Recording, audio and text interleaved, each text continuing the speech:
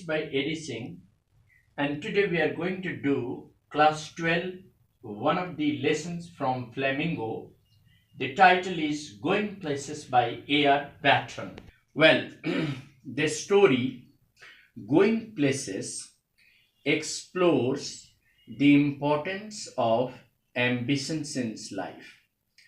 Well, Prince, you ask me the question, sir, what is this story Going Places about?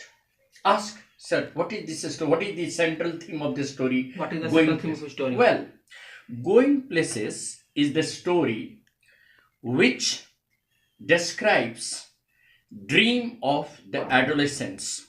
The story Going Places is a dream journey which every adolescent undertakes in his or her life. Well, dreams occupy an important place in the life of the youngsters. They, they are essential part of life.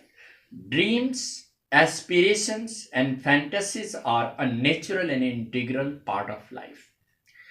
The youngsters, often dream to become great in life.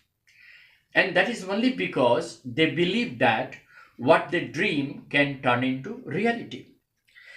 Therefore, dream acquire a prominent place in the life of the adolescents who, see life as a bed of roses.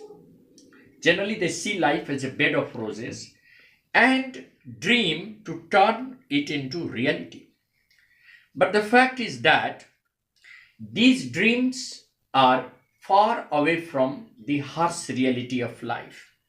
These youngsters easily take to, hero worship. They easily take to hero worship and spend most of their time in the dreams of their own world. As a result, they do not focus their attention on the harsh reality of life. Although in the heart of their hearts, they know the reality. They idolize their hero. They idolize their hero and, want to achieve high aim in life. Just they believe that achieving high aim in life is not their distant dream. And that is the reason why they think just that they can achieve anything in life. These dreams drive them away from the harsh reality of life. And, no doubt, these children, these adolescents have the, distinction of thinking what can be achieved and what cannot be achieved. It is important for everyone to dream in life, but it is also important to know the difference between the dream and the reality. Dream fosters, a child's imagination and enhances creativity in life. So, if the extent of the daydreaming is realized or if it's limited to some point, I think it is fine. Therefore, we should always understand that dreaming about our aim and aspiration is not bad. But dreaming the unachievable can be damaging to our personality. We hear many cases of, the youngsters falling into depression. Some of them, have the tendencies of suicides, and some of them even commit suicide out of depression. These are the results of, unrealistic dream and aims in life. Actually, these youngsters, they lose the physical and social contact with their surroundings and, become increasingly withdrawn.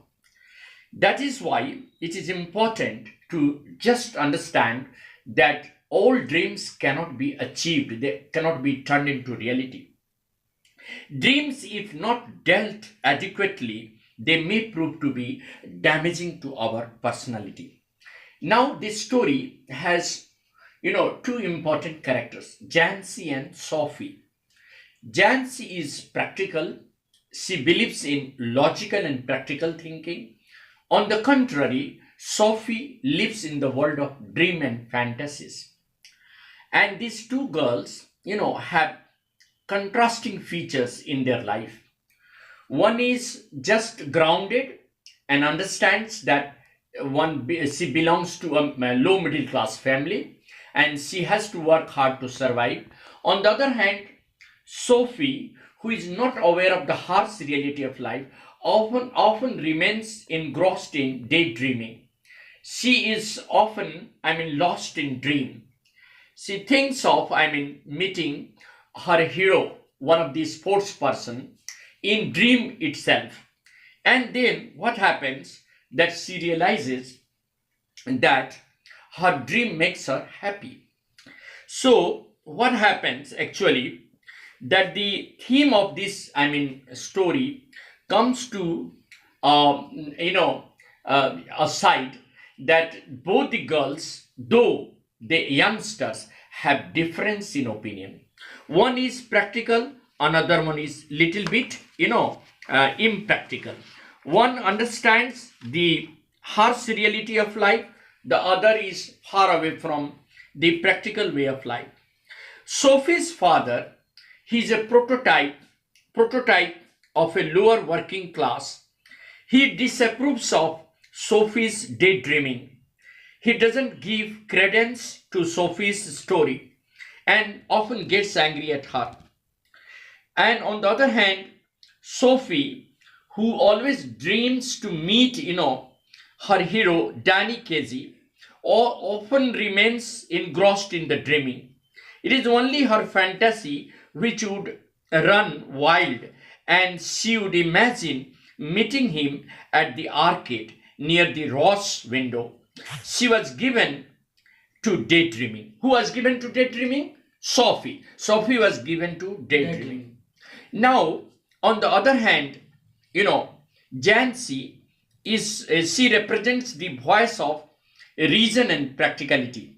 Jancy understands that she comes from an economically weaker background and hence she needs to accept the work in the biscuit factory. Jancy's feet are firmly grounded. She advises Sophie to be practical and sensible. She wants Sophie not to live in some fanciful daydreaming world. Rather, she should understand the harsh reality of life. Therefore, the story has a central theme. The theme is that we should be, of course, ambitious. We should always try to harness our intelligence to realize our dream. Of course, we all are intelligent, but we need to harness intelligence so that we can follow our dream.